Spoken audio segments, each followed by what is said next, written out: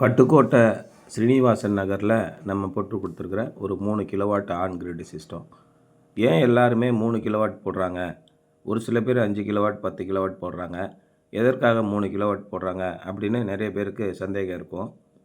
இந்த 3 kilowatt on grid system எதற்காக போடுறோம் அப்படின்னா, பெருவாரியான வீடுகளில் நடுத்தர வர்க்கத்தினர் இருக்கக்கூடிய வீடுகளில் அவருடைய மின்சார தேவை 1000 யூனிட்டுக்கு உள்ளே தான் இருக்குது.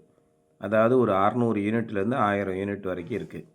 இந்த 3 கிலோவாட் சோலார் சிஸ்டத்துலேருந்து நமக்கு 900 யூனிட் கிடைக்கும் சராசரியாக. அதனால் கரண்ட்டு பில்லு ஒரு 1000 யூனிட் அப்படி வருதுன்னா ஒரு 5000ரூவாலேருந்து 6000ரூவா வரக்கூடிய அந்த கரண்ட்டு பில்லு முற்றிலுமாக நம்மளால் குறைக்க முடியும் அப்படிங்கிற ஒரு கான்செப்டில் தான் எல்லாருமே இந்த 3 கிலோவாட் ஆன் கிரிட் சிஸ்டத்துக்கு போகிறாங்க. அரசாங்கமும் இந்த 3 கிலோவாட் ஆன் கிரிட் சிஸ்டத்துக்கு அதிகபட்சமாக 78,000 மானியம் கொடுக்குறாங்க.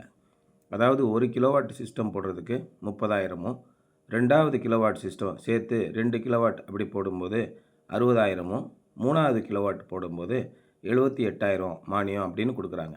அப்போ மொத்த செலவு 2,10,000 வருது அப்படின்னா அதில் 78,000 மானியமாக அரசாங்கம் உங்களுடைய சொந்த கணக்குக்கே கொடுத்துட்றாங்க.